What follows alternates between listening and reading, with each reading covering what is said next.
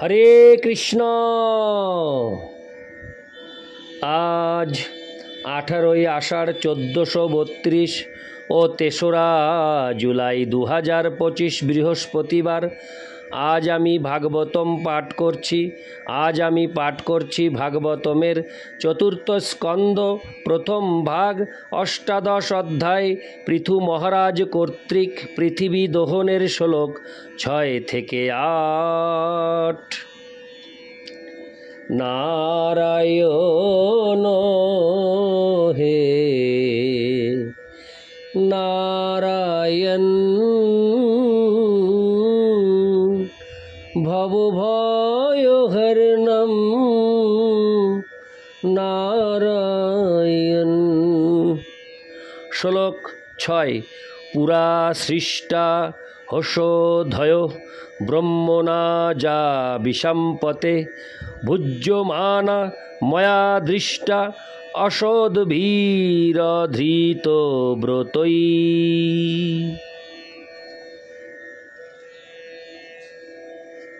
অনুবাদ: হে রাজন, পুরাকালে ব্রহ্মা যে সমস্ত বীজ, মূল, ঔষধি এবং শস্য সৃষ্টি করেছিলেন তা এখন সমস্ত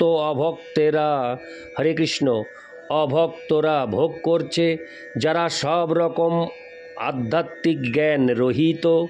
তাৎপর্য: ব্রহ্মা এই ব্রহ্মাণ্ড সৃষ্টি করেছেন জীবদের জন্য, কিন্তু সেই সৃষ্টির পিছনে পরিকল্পনা ছিল যে ইন্দ্রিয় তৃপ্তি সাধনের জন্য যে সমস্ত জীবেরা এখানে আসবে তারা ব্রহ্মার দেওয়া বৈদিক নির্দেশ প্রাপ্ত হবে, যাতে তারা চরমে তাদের প্রকৃত আলয় ভগবত ধামে ফিরে যেতে পারে। পৃথিবীতে উৎপন্ন সমস্ত আবশ্যকীয় দ্রব্যগুলি যথা ফল, ফুল, গাছপালা, শস্য, পশু আদি সব কিছুরই সৃষ্টি হয়েছে পরমেশ্বর ভগবান শ্রী বিষ্ণুর সন্তুষ্টি বিধানের নিমিত্ত যজ্ঞে ব্যবহার করার উদ্দেশ্যে।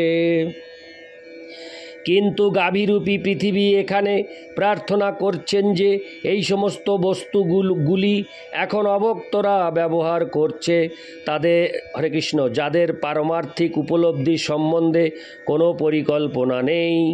পৃথিবীতে যদিও শস্য, ফল, ফুল ইত্যাদি উৎপাদনের অপরিমেয় ক্ষমতা রয়েছে, কিন্তু পৃথিবী সেই উৎপাদন বন্ধ করে দিয়েছে, কারণ সেগুলি পারমার্থিক উদ্দেশ্য রহিত অভক্তরা অসৎ উদ্দেশ্যে ব্যবহার করছিল। সব কিছুই ভগবানের এবং তার সন্তুষ্টি বিধানের জন্য সব কিছু ব্যবহার করা যেতে পারে। জীবের ইন্দ্রিয় তৃপ্তি সাধনের জন্য কোনো কিছু ব্যবহার করা উচিত নয়, সেটিই হচ্ছে এই জড়া প্রকৃতির পরিকল্পনা। এই শ্লোকে অসদ্ভী এবং অধৃত ব্রতই শব্দগুলি গুরুত্বপূর্ণ।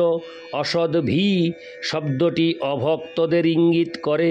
ভগবদ্ গীতায় অভক্তদের দুষ্কৃতীন অর্থাৎ দুষ্কৃতকারী, মূঢ়া, গাধা অথবা বোকা, নরাধমা মানুষদের মধ্যে সবচাইতে অধঃপতিত এবং মায়োয়াপরিতা জ্ঞানা, মায়ার প্রভাবে যারা তাদের জ্ঞান হারিয়েছে, এই 4টি শ্রেণীতে বর্ণনা করা হয়েছে।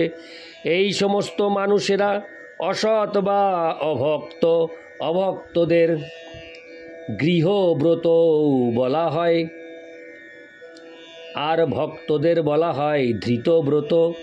সমগ্র বেদের পরিকল্পনা হচ্ছে যে সমস্ত বদ্ধ জীবেরা যারা এই জড় প্রকৃতির উপর আধিপত্য করতে এসেছে তাদের ধৃতব্রত হওয়ার শিক্ষা দেওয়া উচিত, অর্থাৎ তাদের কেবল পরমেশ্বর ভগবানের ইন্দ্রিয়ের সন্তুষ্টি বিধান করার মাধ্যমে নিজেদের ইন্দ্রিয় বা জড় জাগতিক জীবন উপভোগ করার প্রতিজ্ঞা গ্রহণ করতে হবে।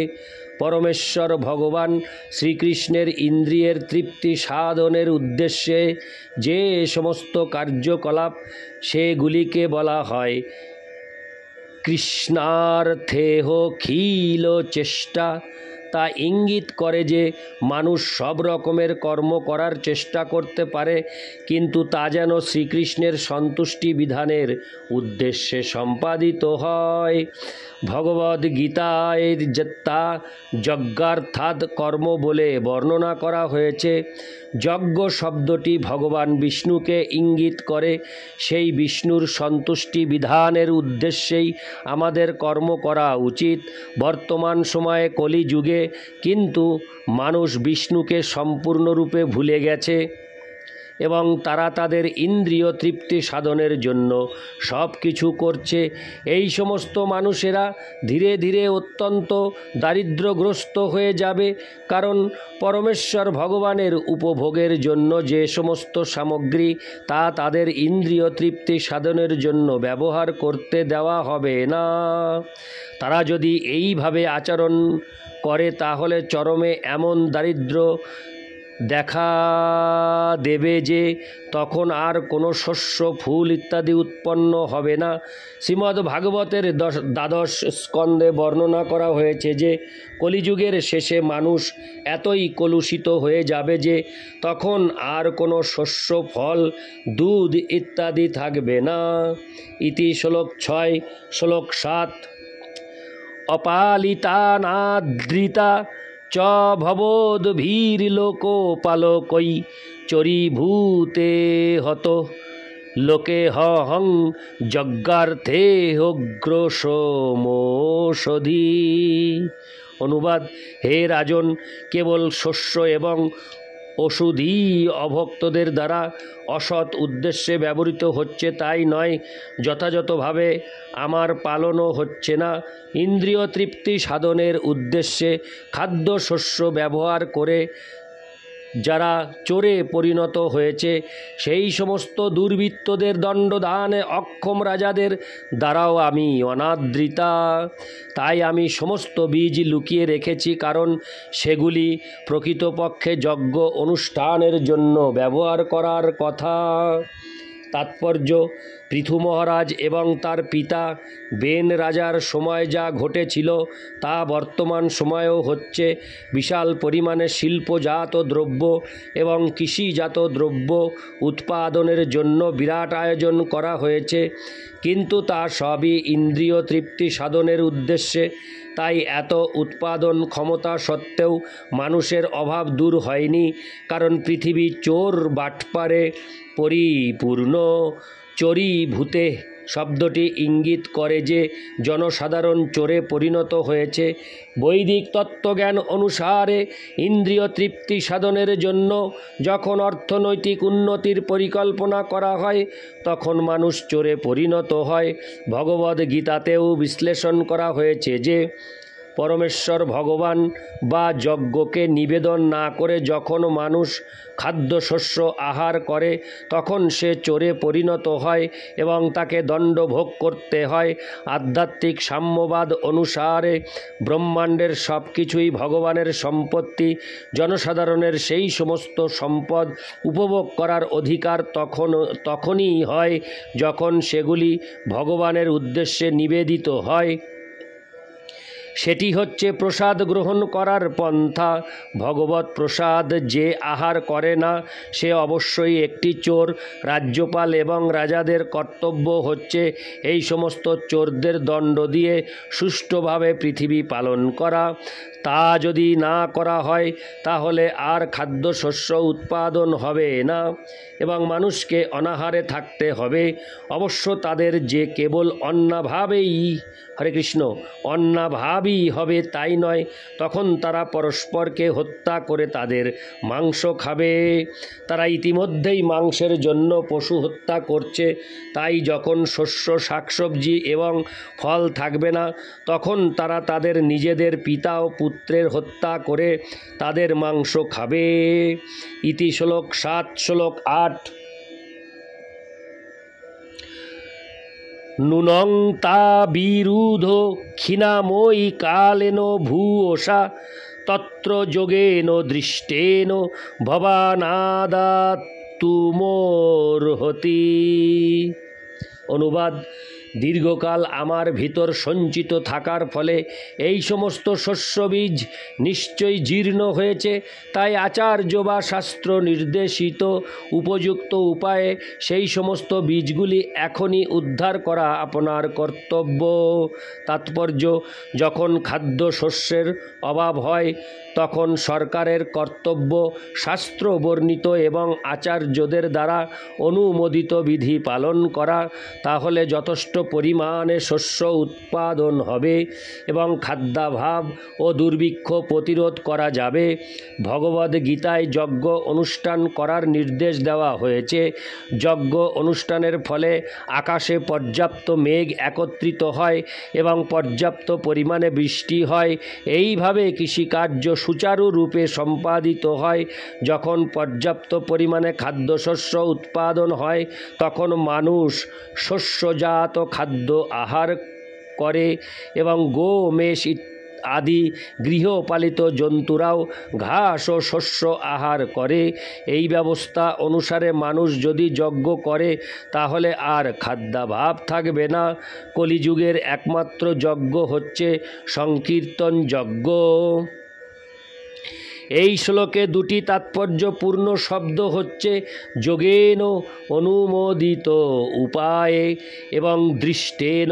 পূর্বতন আচার্যদের দৃষ্টান্ত অনুসারে কেউ যদি মনে করে যে ট্রাক্টর আদি আধুনিক যন্ত্রের প্রয়োগের দ্বারা শস্য উৎপাদন করা যায় তাহলে সে মস্ত বড় ভুল করছে। কেউ যদি মরুভূমিতে গিয়ে ট্রাক্টর ব্যবহার করে তাহলেও শস্য উৎপাদনের সম্ভাবনা থাকে না। আমরা নানা প্রকার উপায় অবলম্বন করতে পারি, কিন্তু আমাদের ভালোভাবে জেনে রাখা উচিত যে যজ্ঞ না হলে পৃথিবী শস্য উৎপাদন করবে না। পৃথিবী ইতিমধ্যেই বিশ্লেষণ করেছেন যে যেহেতু অভক্তরা খাদ্যশস্য উপভোগ করছে তাই তিনি যজ্ঞ অনুষ্ঠানের জন্য সমস্ত খাদ্যশস্যের বীজ সংরক্ষণ করে রেখেছেন। নাস্তিকেরা অবশ্য খাদ্যশস্য উৎপাদনের এই আধ্যাত্মিক পন্থাটিতে বিশ্বাস করবে না, কিন্তু তারা বিশ্বাস করুক অথবা নাই করুক, যান্ত্রিক উপায়ে যে খাদ্যশস্য উৎপাদন করা যায় না সেই কথা অন্তত বুঝতে কারোরই অসুবিধা হয় না। অনুমোদিত বিধি সম্বন্ধে শাস্ত্রে উল্লেখ করা হয়েছে যে এই যুগে বুদ্ধিমান মানুষেরা সংকীর্তন যজ্ঞের দ্বারা পরমেশ্বর ভগবান শ্রী চৈতন্য মহাপ্রভুর আরাধনা করবেন, যার অঙ্গ কান্তি তপ্ত কাঞ্চনের মতো এবং যিনি সারা পৃথিবী জুড়ে কৃষ্ণ ভাবনামৃত আন্দোলন প্রচার করার জন্য সর্বদা তার অন্তরঙ্গ ভক্তদের দ্বারা পরিবেষ্টিত। বর্তমান পরিস্থিতিতে একমাত্র কৃষ্ণ ভাবনামৃত আন্দোলন বা সংকীর্তন প্রবর্তনের মাধ্যমেই কেবল এই পৃথিবীকে রক্ষা করা যেতে পারে। পূর্ববর্তী শ্লোকে আমরা জানতে পেরেছি যে কৃষ্ণ ভক্ত নয় সে চোর। জড়জাগতিক বিচারে তাকে অত্যন্ত উন্নত বলে মনে হলেও একটি চোর কখনো সুখী হতে পারে না, সে দণ্ডনীয়। মানুষ যেহেতু কৃষ্ণ ভক্তির অনুশীলন করছে না তাই তারা চোরে পরিণত হয়েছে এবং তার ফলে তারা প্রকৃতির নিয়মে দণ্ডভোগ করছে। কেউই তা প্রতিহত করতে পারবে না। জনহিতকর কার্যের জন্য যত রকম ত্রাণ তহবিল এবং প্রতিষ্ঠান খোলা হোক না কেন তাতে কোনো কাজ হবে না। পৃথিবীর মানুষ যদি কৃষ্ণ ভক্তির পন্থা অবলম্বন না করে তাহলে অন্নাভাব এবং বহু দুঃখ কষ্ট তাদের ভোগ করতে হবে। ইতি শ্লোক 8। নারায়ণ হে নারায়ণ ভবভয়হরণম নারায়ণ। হরে কৃষ্ণ।